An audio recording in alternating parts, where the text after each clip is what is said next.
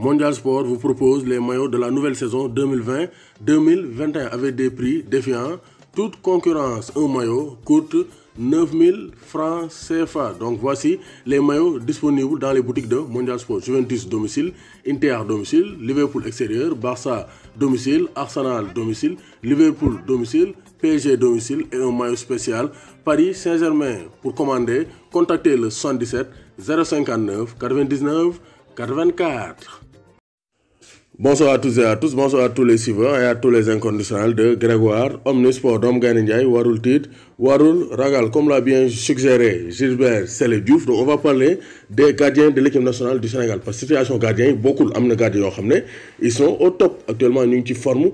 Amuñu ben problème, ils sont stables dans leur club comme Edouard Mendy. Mom sax muy wajam promotion parce que Chelsea mu ngi ko bëgg jënd. Donc c'est pour dire que vraiment donc Edouard Mendy, il est en passe de devenir un gardien de classe mondiale parce que talent am nako mais joueurs sénégalais, il manque de médiatisation, il manque de mise en évidence. Te bu démé Chelsea, Lampard actuellement mu ngi xartang toubem parce que Lampard bëggatul def ben saison lëmb ak Kepa Arrizabalaga comme titulaire. Parce que Kepa, acheté à plus de 75 millions d'euros, il n'arrive pas à faire la différence. Donc, Motax, Rennes, nous avons Chelsea 30 millions d'euros. Donc, 30 millions d'euros. Donc, Chelsea, vous devez tout effort, vous avez Edouard Mendy, il faut garder numéro 1. Parce que, dans la vidéo, avec Pertchek, vous avez Rennes, avec Edouard Mendy, vous avez Rennes. Donc, vous avez Edouard Mendy avec Pertchek. Donc, ils ont les mêmes statistiques. Alors que Edouard Mendy, donc, Chelsea, il peut devenir le nouveau Pertchek. Donc, Edouard Mendy, il est indiscutable. C'est le titulaire numéro 1 dans les cages de l'équipe nationale du Sénégal. Numéro 2, c'est Alfred Gomis. Il a prolongé son contrat avec Dijon. Donc aussi, il a été donc, titulaire lors de la CAN après la blessure d'Edouard Mendy. Donc, c'est pour dire que moi aussi, place à l'air, moi numéro 2. Mais numéro 3, équipe nationale du Sénégal, c'est Khamoukan là. Ablaye Diallo, Alain Kodjenkele, Birligui, de Forêt de Laurent, actuellement, beaucoup de ça. Donc, équipe Rennes, beaucoup de sur la liste des gardiens, ne figure pas.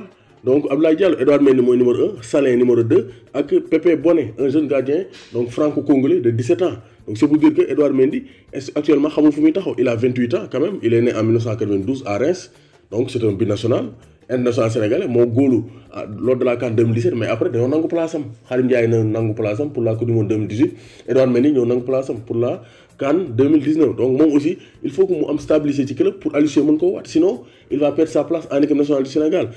Bingourou Kamara, moi aussi, à mon avis, buzz, 23 ans. Moi, avec la blessure de Marcel, nous avons dit que numéro 1. Mais dernièrement, sur Fard à Nice, quand mon goal, c'est Kawashima.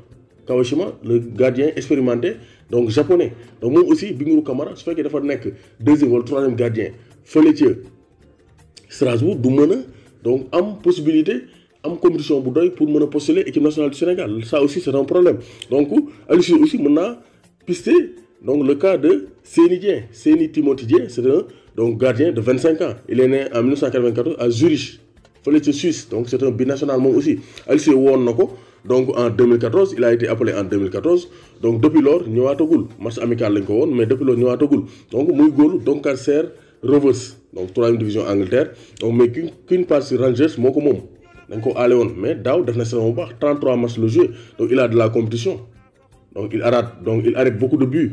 Donc c'est pour dire que moi aussi Alice meilleur que ça équipe nationale du Sénégal parce que gardien aussi donc c'est pas évident gardien yu bari nek titulaire ben gardien bi Alice mëna wat té lolu dina logique moy Clément Diop parce que Clément Diop moi aussi binational Alice won nako en 2017 mais il n'a pas pu s'imposer moi tax mu delluwaat parce que temps yoy mu won Los Angeles Galaxy té bobu équipe réserve la won góolu mais ren avec Impact Montréal bu Thierry Henry donc il est numéro 1, pour l'instant, il joue 12 matchs.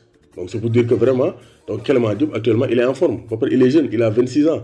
Il est né donc, en 93 à Paris. Donc Clément Diop debout, donc c'est un binational aussi. Donc c'est pour dire que voici donc, beaucoup de gardiens que Alice Warner Monowat, Baye Assane Cissé, m'a prolongé son contrat avec Tengue FC. Donc moi aussi, c'est le meilleur gardien cette saison en Ligue 1 sénégalais. Donc Alice Cissé, pour ouvrir une fenêtre au football local, mon Baye Assane Cissé, Michael Chance, dans les cages des Lions du Sénégal. Parce que troisième gardien, vraiment, donc un local. D'autant plus que les professionnels ne sont pas titulaires dans le club. Moi, Abdoulaye Diallo, donc moi, Séni Timothy Dien, moi, joué dans les divisions inférieures, même si on n'est qu'au Watt. Moi, Bingourou Kamara aussi, troisième gardien, ou le deuxième gardien. Clément Diop, dans moi, en compétition. Qui championnat États-Unis. Sinon, Bassène Cissé, Alice, on a donc Michael Chance. Donc, là aussi, c'est une chose nga xamante ne Aliou Cissé war na cee xalaat parce que compétition yi novembre lay commencé septembre octobre novembre donc Aliou Cissé war naa mën a xool kan moo war a nekk le troisième gardien pour les Lions du Sénégal pour la double confrontation face à la Guinée-Bissau. Merci beaucoup Gilbert Sélé d'avoir proposé ce sujet doomu Gaynde Njaay warul tiit warul ragal.